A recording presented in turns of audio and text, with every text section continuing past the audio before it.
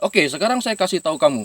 Di zaman now, ya, zaman sekarang ini, jenis bidang usaha yang memiliki potensi paling tinggi itu adalah...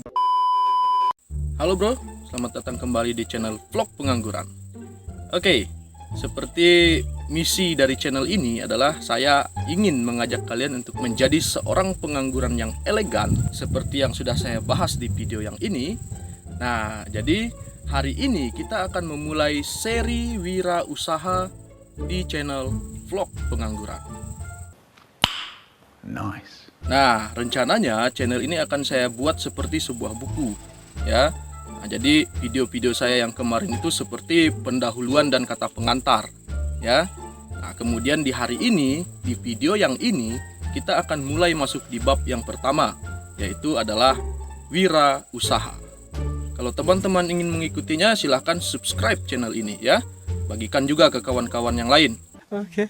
Nah, jadi jika kita berbicara mengenai wirausaha, tentunya hal paling pertama yang harus kita bahas itu adalah jenis usaha yang berpotensi untuk sukses. Oke? Nah, jadi mari kita bahas. Let's go.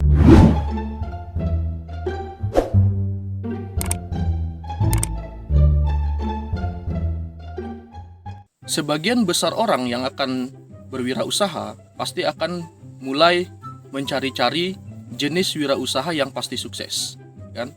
Karena pasti semua orang mau sukses dong, ya kan? Maka mulai nih cari-cari, ya kan, jenis usaha yang pasti sukses. Carilah di YouTube, tanyalah sama orang-orang pintar, ya kan? Jenis usaha apa yang pasti sukses. Nah, jadi di sini saya akan kasih tahu kamu jenis usaha yang pasti sukses itu adalah tidak ada. Nani? Jelas? Oke, bye.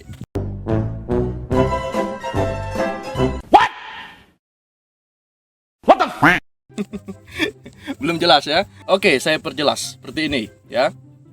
Tidak ada satupun jenis wirausaha atau jenis usaha itu yang akan sukses jika tidak pernah dimulai. Mau sebesar apapun rencanamu, mau sebagus apapun idemu, jika hal tersebut tidak pernah kamu mulai, tidak pernah kamu laksanakan, maka hal tersebut tidak akan pernah sukses. Ini basic sekali sebenarnya. Semua orang sukses yang ada di luar sana, mereka mengawalinya dengan memulai ide-ide yang ada di kepalanya. Tidak ada satupun perusahaan besar di dunia ini yang berhasil secara tiba-tiba, langsung boom berhasil gitu kan. Tidak ada. Mereka pasti memulainya terlebih dahulu. Memang yang namanya memulai sebuah usaha ini bukan sesuatu yang mudah. Ada dua hal yang menyebabkan kita sulit untuk memulai sebuah ide yang sudah ada di kepala kita. Ya, simak baik-baik. Yang pertama, kita tidak tahu bagaimana cara memulainya. Nah, ini ya.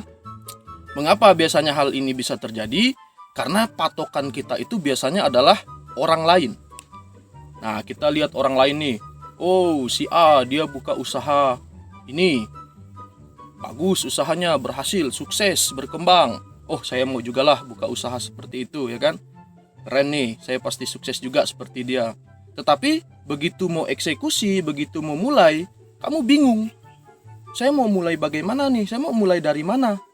Apa yang harus saya laksanakan terlebih dahulu? Apa yang harus saya mulai dulu nih dengan bidang usaha yang seperti ini? Ya, karena tidak tahu. Kamu hanya ikut-ikutan saja. Lihat si A berhasil, mau ikut si A. Lihat si B berhasil, mau ikut si B. Jadi, karena kita hanya ikut-ikutan saja, melihat orang lain sukses, kita mau juga mengikuti cara seperti yang dia lakukan, ya kita jadinya bingung. Kita mau mulai dari mana? Ya kan? Oke, sekarang saya kasih tahu kamu. Di zaman now, ya, zaman sekarang ini, jenis bidang usaha yang memiliki potensi paling tinggi itu adalah bidang yang berhubungan dengan teknologi. Nah, sekarang saya tanya kamu ngerti nggak teknologi? Itu, ya. Aduh, boro-boro bang, saya Microsoft Word saya nggak tahu nih gimana nih cara ngetik.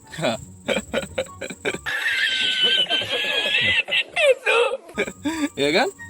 Nah, jadi memang percuma saya kasih tahu kamu ini jenis usaha yang pasti berhasil? Karena jika kamu tidak tahu bagaimana cara memulainya, bagaimana cara melaksanakannya, yaitu tidak akan pernah berhasil. Kamu tidak akan pernah mulai, gitu ya. Nah, kemudian hal kedua yang membuat kita tidak pernah memulai usaha itu adalah ketakutan. Ya, kita terlalu takut untuk memulai. Padahal ide ini sudah bagus, gitu kan? Saya sudah menguasai ide ini. Saya sudah tahu nih harus mulai dari mana untuk melaksanakan usaha seperti ini. Tetapi karena ketakutan yang begitu tinggi, mindset kita yang diset untuk membuat diri kita sendiri takut, maka kita tidak pernah berani untuk memulai. Gitu. Ya. Nah, membuat sebuah usaha itu bukan bicara mengenai besar kecilnya, memang. Gitu ya. Kalau kita sudah menguasai seperti poin yang pertama tadi, kemudian kita sudah bisa menghilangkan rasa takut kita untuk memulainya, maka usaha apapun itu pasti akan berhasil. Sebagai contoh begini, ini adalah sesuatu yang sering saya diskusikan dengan teman saya yang sekarang ini sudah jadi PNS. Berulang kali dia menyampaikan ide seperti ini dulu waktu kami masih sama-sama pengangguran, gitu ya. Nah, jadi dia ini bilang, gimana kalau kita jualan kerupuk? Itu potensi keberhasilannya itu tinggi, kata dia, ya kan? Betul. Jadi tidak bicara mau besar apapun idenya, mau sekecil apapun idenya, itu tidak masalah. Yang penting kita mulai, gitu ya. Nah, balik lagi ke masalah kerupuk tadi ya. Kerupuk itu berapa sih untungnya, ya kan? Dari satu bungkus itu paling 200 rupiah saja keuntungannya. Nah, jadi biasanya kan itu kan dijual satu gantungan bundel begitu ya, kerupuk nih ya. Nih, kerupuk yang biasa ya ada di warung-warung itu. Nah, itu kan paling 200 rupiah saja untungnya. Nah, jadi kalau dari satu bundel yang dijual itu lakunya itu ada 10 dengan keuntungan 200 rupiah, ya, berarti keuntungannya itu adalah 2000. Oke. Kecil banget, Bang. Iya, kecil, memang kecil. Tapi sekarang begini, kalau kamu jualan kerupuk itu jualnya di 100 warung. Keliling pakai motor, dapat warung singgahin titip, dapat warung singgahin titip. Ini kan sudah sering dilaksanakan oleh orang saat ini. Untungnya cuma 200 perak satu bungkus. Dalam sehari hanya laku 10. Berarti dalam satu hari itu di satu warung keuntungannya adalah 2000 rupiah. Dikalikan 100. Keuntungannya berapa sehari? 200.000.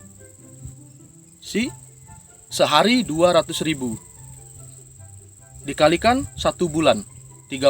200.000 kali 30 berapa? 6 juta rupiah per bulan. Tuh. Ya. Jadi jangan kita anggap sesuatu yang besar yang pasti berhasil. Belum tentu. Yang kecil juga kalau kita laksanakan, kalau kita mulai, itu pasti akan berhasil. Nah, jadi saya ingat juga nih pembicaraan dengan teman saya beberapa waktu yang lalu.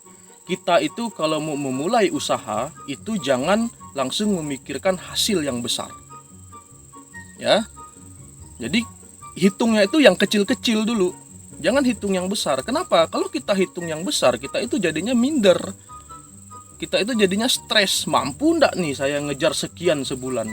Ya jangan begitu ngitungnya. Hitung dari yang kecil kayak kerupuk tadi, ya kan? 200 perak per bungkus. Laku sehari di satu toko paling tidak 10 bungkus. Titipin di 100 warung. 200.000 sehari. Kali 30, 6 juta. Ya. Tidak banyak itu perusahaan yang bisa gaji kamu 6 juta sebulan. Wong saya aja yang ijazah S1 gajinya nggak sampai 2 juta, ya kan?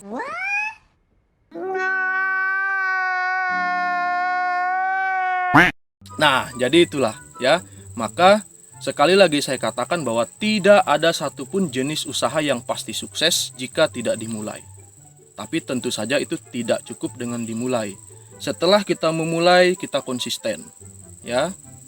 Bertanggung jawab dengan apa yang sudah kita mulai. Jangan ketemu dengan sedikit problem, ketemu dengan sedikit masalah, kita langsung mundur. Gitu. Tidak mau berusaha untuk mencari solusi bagaimana melanjutkan usaha yang sudah dimulai itu tadi. Karena semua jenis usaha itu tidak ada yang tidak memiliki tantangan. Semuanya memiliki tantangan, apapun itu. Ya. Maka ketika kamu menemui masalah, ketika kamu mulai menjalankan usahamu itu, kamu harus tetap konsisten. berusaha untuk mencari jalan keluar bagaimana caranya menyelesaikan masalah yang kamu hadapi ketika sudah memulai usaha tersebut. Oke? Nah, jadi saya kira sampai di sini dulu untuk pembahasan kita pada hari ini. Sampai jumpa di vlog-vlog pengangguran selanjutnya. Ciao.